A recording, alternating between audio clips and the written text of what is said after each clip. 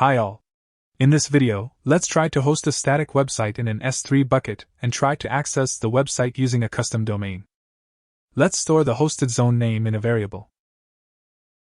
Add a root 53 hosted zone called alias.com. As we want to access the S3 website via internet, the hosted zone should be public. Marking private zone as false will make the hosted zone public. As the public hosted zone is created, let's save the hosted zone ID in a variable. We should add an alias record to the S3 website endpoint URL. Before that, we should create an S3 bucket and configure website hosting in that bucket. The name of the bucket should exactly match the domain, that is, alias.com. Let me explain why we named the bucket like that later.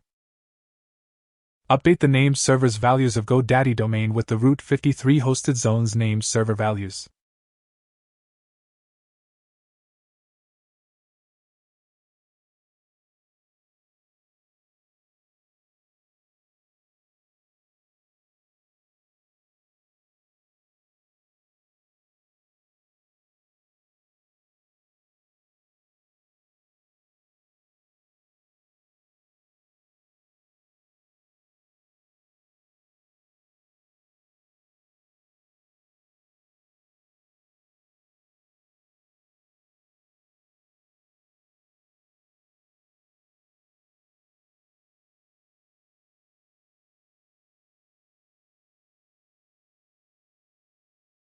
Let's do ns lookup of the domain.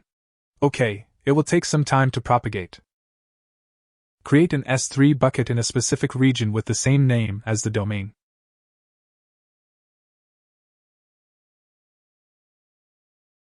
We should upload the index.html and error.html files to the bucket. These are the contents of the HTML files. Upload these files to the bucket. Enable website hosting in the bucket.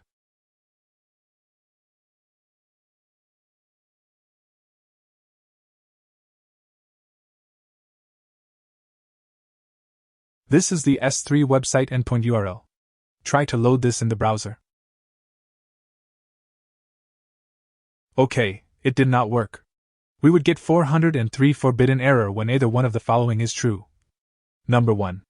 Bucket's public access is blocked. In our case, the bucket has open access. So, that's not an issue. Number 2. There should exist a bucket policy which allows public read access to the bucket's contents. As you see, such bucket policy does not exist. So, let's create one.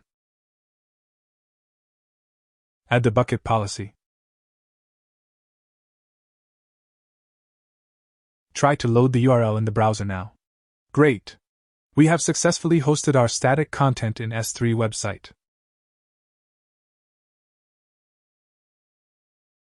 The error page is also working.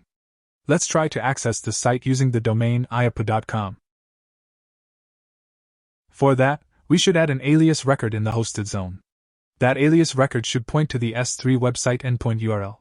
You may wonder why the hosted zone ID in this command is different to the ID of the hosted zone we created.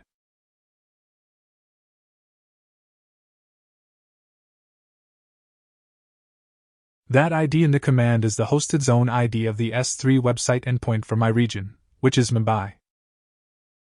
Okay, the record alias is created. Remember I told you I will explain why we named the bucket exactly same as the domain. When you add an alias record to an S3 website, root 53 will look for the bucket with the same name as the alias record name. It can't find and link buckets with other names. To see that in action, let me create another hosted zone with a different domain name.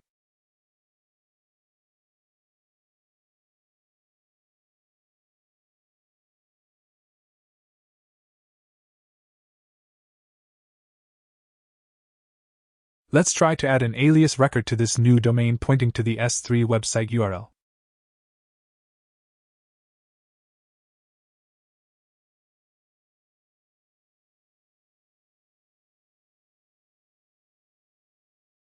It says no resources found, as the root 53 is unable to find any bucket with a name matching the current domain name.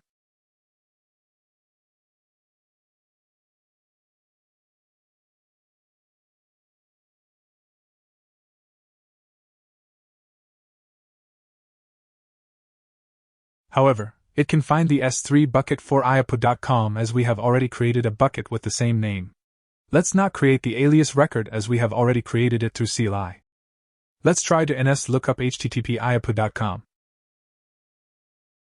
Let's retry after changing the name server via resolve.conf file. OK, our domain is resolved to IP. Let's try to access the S3 website using the custom domain. It worked. Thus, in this demo, we have successfully hosted a website in S3 and accessed it using a public custom domain.